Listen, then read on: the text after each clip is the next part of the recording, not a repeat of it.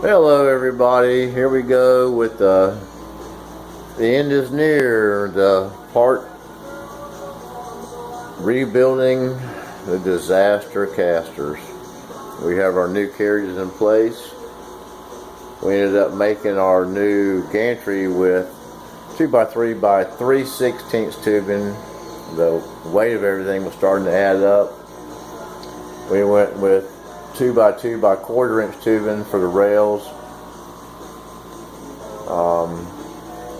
Right now the carriages alone weigh about 20 pounds a piece.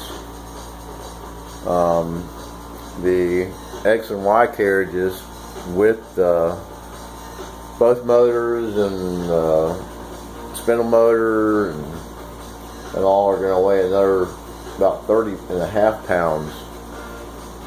I don't know how much the tubing weighs yet on the gantry, and the 1/2x2 cold rolled. I got to get an estimate on that weight, so I'll know what my total overall gantry load is going to be. We're pretty much thinking about getting some 5-to-1 planetary gearboxes to run on the gantry. We know this thing is heavy. It's going to be a load for it. Don't want to burn them up. But the new carriages is they're floating quite well. The gantry itself, see if I can't get it moving and stop it before it bounces off the other end.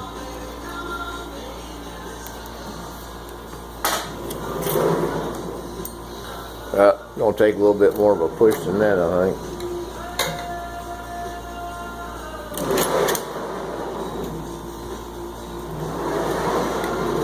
But anyways, it's it's probably taking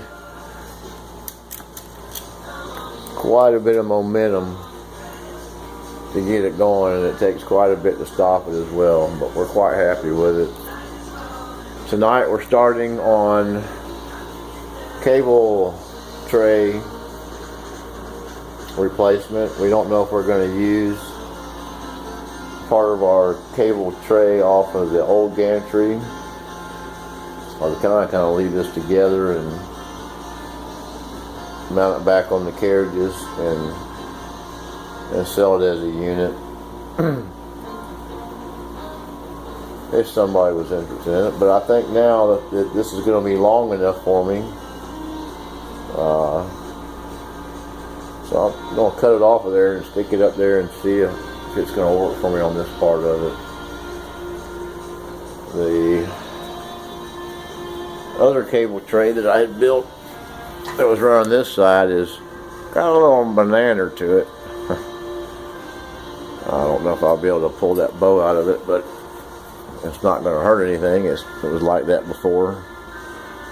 You really couldn't tell by looking at it.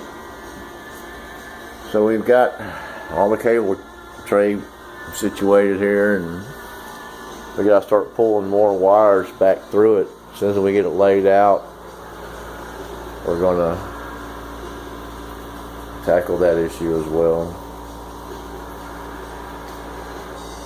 So here we are, getting ready for that step.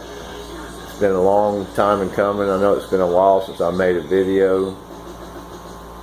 It's been a lot of work to get there. The duct bank system is complete, if you've kept up with the last 2 or 3 videos. And we've got some awesome airflow coming through here now.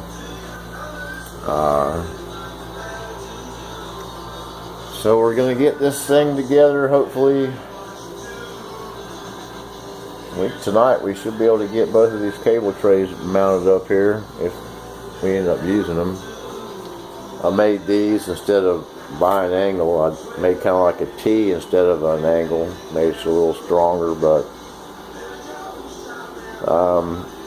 kind of thinking I want something a little bit wider to be able to run my plasma torch control on my, the torch wand up through the side of it. I know it's not going to fit down inside the cable tray. Still want to pull this 110 volt line out of here and probably get some 14 or 16 gauge computer wire that's shielded just for shits and giggles. We still got to drill a hole underneath the bottom of the gantry here and then pull a wire through there for the new lights that are going to go up underneath that. They're still mounted underneath the old cable tray there, which was too far away from the work, so it wasn't really helping much. So I want to take and try to peel those off of there. I doubt whether I can. I think I've got one more. Yeah, I've only got one more in this pack. Go online and those were only 19 inches long. I think I want to get a couple of 24 inches and put them directly underneath the boom itself, which was the difference would be like from here where you see it now to here, which is kind of like where the other boom is, the other gantry is in relationship to the cable tray. So you can see it was kind of shadowing it as it sat there. And so we're going to get a little zip gun out. We're going to bust these welds loose, cut those off of there, and I think we're going to notch this out just a little bit more. I had enough room for a limit switch to sit there before in the rack, the drive rack. But I think I'm going to make a little bit more of a notch there so that I can get the gear when it's on the motor to roll by it. So I wouldn't take the gear off. If I wanted to roll the carriage off the end, I can leave the motor there and the gear on it and everything else. But we're going to have to holler at China again to send us some 24-inch lights. I got a deal on these. I got 4 of those for like $3 included shipping, so they're probably only worth $1, but they're really nice, a blue white light. They just really illuminated the colors on the table quite awesomely, in my opinion. This metallic blue really takes to the light well. You've seen some of my very first videos inside my cabinet. I had one of those little LED strips in there to make it easier to work in there as well. So that's where we are today. We're working on cable management. The rails still aren't welded in place. I've got them just clamped in place. It's been quite a challenge to plumb and level these new rails since the duct bank is all there, which wasn't there when I built it previously. So I've had to kind of go up and down and around, and ended up using a lot of different methods to get square and parallel and plumb all at the same time. Plumbing the table or leveling the table out was just the first part of it, and everything else you think you level it and it'd be concentric to the world, but in the world of this, gantry has to be parallel with the table. So it was a good base to start out with, everything as perfectly level as I could get it. So we've used a dial indicator and touched down on 4 different points that we use for our leveling off the existing table. We use those 4 points for everything, for leveling both directions and elevations. So we're hoping it's all going to be good. It's really looking sweet. As far as the motion goes, I don't think I could get a fuzzy wuzzy hair of movement out of the gantry as far as rocking back and forth or twisting. We did go back and add on the carriage, the Y carriage connecting to the Z base is we had the screws 4 bolts down low, so we come up high and added another one. Didn't really know if it needed it or not, but we had it all apart, so we went ahead and took advantage of that time and made that happen. And there's another little fix here on the Z carriage itself.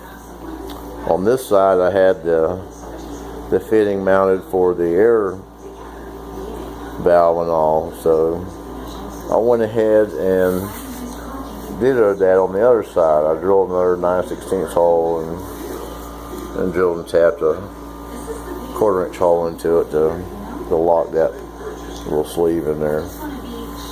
So we can put the air in either side we want, and I think it'll, the way it flows out of the E-track, that we want to keep it with as least resistance as possible. Well guys, my battery's starting to say it needs some help. I want to keep this a little bit shorter than some of the other ones. Hope you guys have a great evening. If you like CNC, get into it. Don't let anything scare you.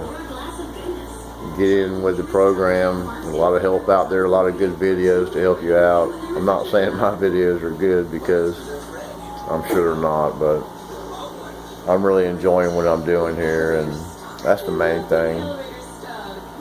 This is going to get me out of a hellhole in the long run. So love you guys. Subscribe to my channel if you want to see the updates. Give me a thumbs up if you like this video. The shop's a disaster once again. It's definitely a mess. So bear with me. I'll get back with you as I get everything wired up. We're really interested to see how these motors are going to run this heavy gantry as it is. We're kind of going to have to really pull back some pennies out of a jar to be able to afford those planetary gear reduction boxes. But the phenomenal outcome of the backlash and everything else in them are quite real.